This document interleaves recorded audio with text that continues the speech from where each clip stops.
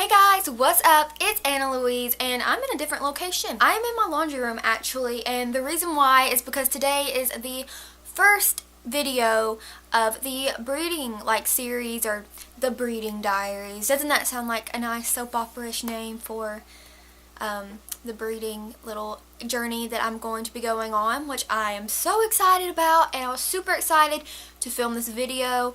Yeah, so this is the very first episode or video of my breeding journey, and as you may know if you see my video, if you haven't, I'll link it right here.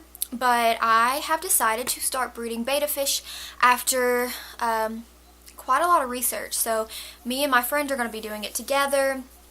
I am actually keeping them all at my house, and yeah, so it's going to be really cool. And so why I am in my laundry room is because this is going to be like my little workshop per se. My laundry room is just, it's an old room and it speaks for itself. It has the washing machine and the dryer and storage. So I figured that was the perfect place to do this at. And yeah, so let me just go ahead and update you on some things from my last video that I made, because a lot has happened, and yeah, even some very sad stuff. So in my last video where I announced that I was going to do breeding, I mentioned how I was wanting to possibly breed 11, which is my new female fish, with Damon, my Armageddon Dalmatian Veiltail, or Clint, who is a beautiful half moon beta of mine. And I had mentioned that it was actually originally between Clint and Toast, my mustard gas, but I felt like Damon had an obsession with 11, and then I was like, I don't really want to break this love bond. So I asked you guys, and many of you voted for Damon, but you know, I had never seen him build a bubble nest, whereas Clint and Toast, now Toast is like the king of bubble nest. So I tried for a little while to get Damon to build a bubble nest, and he wouldn't, no matter what kind of technique I tried. And a lot of my betas, they don't. Honestly, I've only seen 2 of them do it, and I've talked to breeders and they say it's completely normal, that some for some reason just don't build them. I don't really know why, but they just don't. And so therefore Damon's now out of the picture, but it's okay. I don't know, maybe he'll come around in the future. But yeah, he's out of the picture. And then for the saddest part of it all, last night I came home and it was time to feed the fish, and I came out to my den to feed Clint, and he was dead. So as some of you may know that watch my videos, I lost my little rescue fish, Louie, about a week or 2 ago. And it broke my heart. I had such a connection and bond with him, and I haven't even had Clint either for a month. 4 days ago now, I got the water checked in Clint's tank, a routine kind of thing, just to make sure, because I do have live plants in his, which I don't in my other ones. And the water came back fine. And then 2 days later, which would have been yesterday, I came home and he was breathing really hard. Really hard. And I didn't know why. I was freaking out. I was DMing some people on Instagram asking what the heck could even be happening. And basically after that I had to continue on with my day, because first of all, I'm a struggling college student at the moment. And I'm working on becoming a teacher, so I had tons of homework to do. And then I had to go get dinner. After I did that is when I went to go feed him, and I found him dead. And it breaks my heart. It's hard to see them die. And it almost feels like, I don't know how to, there's kids watching this, I know there is, so I want to say it's like when you find out Santa Claus isn't real. It's something that you've loved and looked forward to and etc., and then it's just gone. You know what I'm saying? And so that's how I felt, because I had all these high plans for him as well. But the good thing is that Toast is amazing with bubble nests. I put an Indian almond leaf in there 2 nights ago, I think, in his tank. soon as I put that thing in there, he started making a nest. So he's going to be the new dad. He's my mustard gas. I will insert a picture right here, and I actually may even insert a couple. So I'll insert a couple pictures right here of him. He will be a good dad, you guys. Like, he's so sweet. He is very showy. Like, he flares his fins out a lot. Not even like with his beard, but just like flaring. And he's so beautiful. And he really will make a great dad. I think him and 11 will make beautiful babies. And I really can't wait. So that's basically the update for everything right now. Toast is the go-to father, and then 11, my crown tail female, which I will insert a picture of her right here because I won't be showing you guys her today because, of course, I'm going to show you my breeding setup. So without further ado, I'm going to go ahead and show you. Okay, you guys, so here is the tank, or the breeding tank, if I can talk, set up. And it's sitting right here on top of my dryer. It is a 5-gallon, and as you can see, there's a lot of condensation. It is humidified in here, which is, from what I've talked to the breeders about, the babies like it like that, and it is better for them when breeding.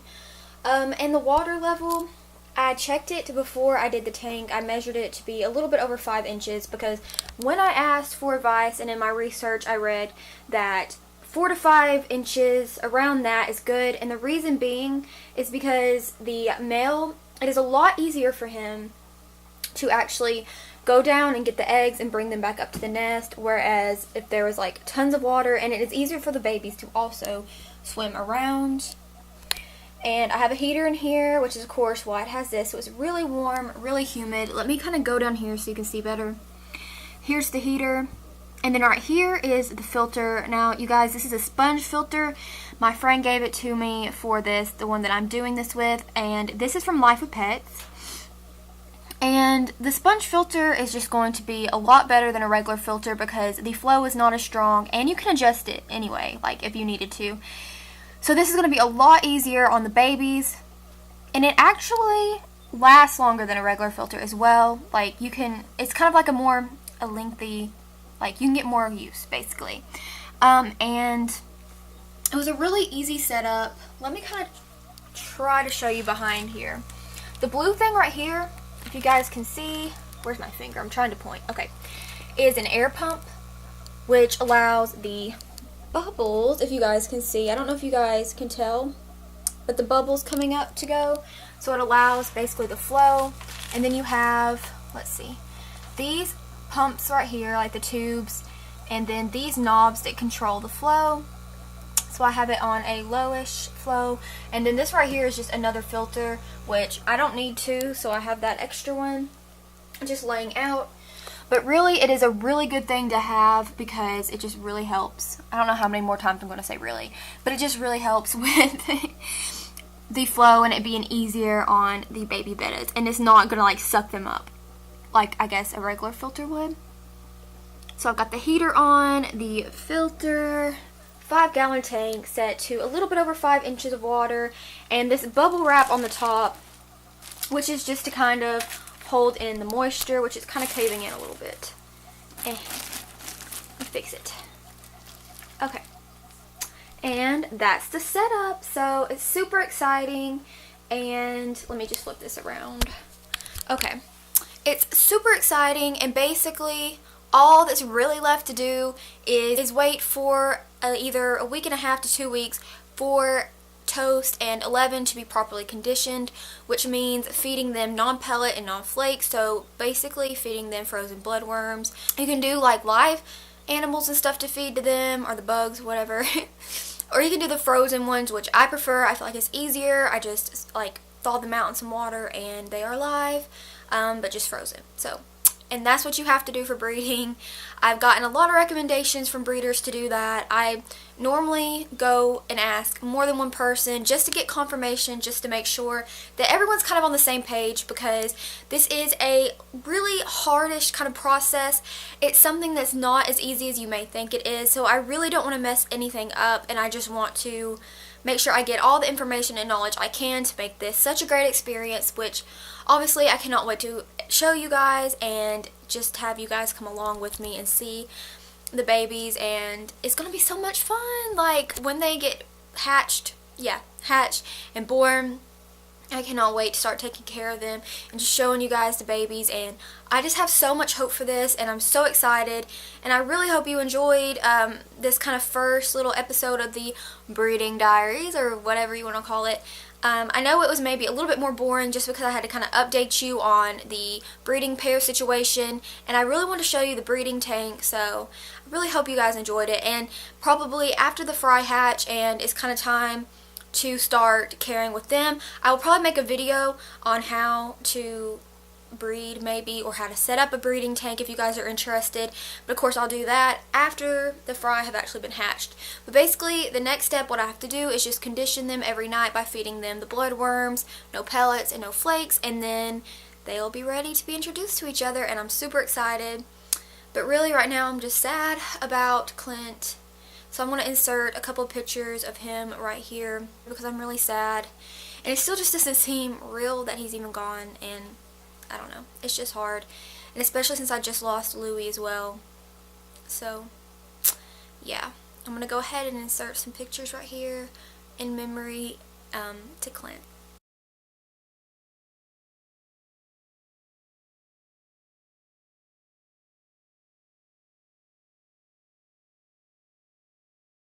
Okay, you guys, so I really hope you enjoyed this video. If you did, please give it a big thumbs up and make sure to subscribe, which you can do by hitting my face right here, and you can watch another one of my videos by clicking right here, and it would mean the world to me if you would do so.